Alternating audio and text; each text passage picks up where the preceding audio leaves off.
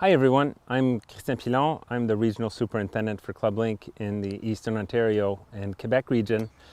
I'm happy to be here to talk to you about divot repairs. Now I've just hit a shot and I found a little bit of grass in to repair my divot, so I can't really go too far with this one.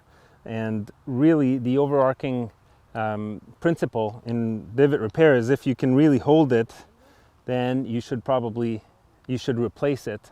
So if I don't have the turf to replace, that's when I use the sand boxes. And by the way, I have to throw a little shout out to every member who really takes the use of the sand bottle to heart.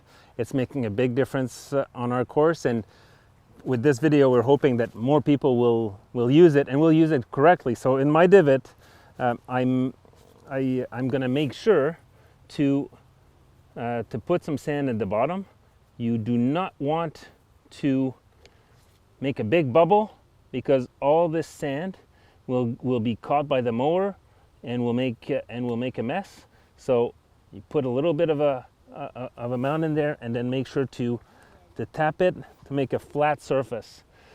This sand will help all these little pieces of grass to be able to creep back into the divot, and will help every piece of grass that's still viable underneath to have a tremendous impact on the recuperation of that divot. Now, obviously, if you can repair it, if you can put it back, and I've just made another one before, if you can put it back, I strongly suggest to do this, because it cuts down at least in half the time of recuperation for that divot. So you just want to make sure that you put it back in the same angle that you found it. Sometimes it's difficult.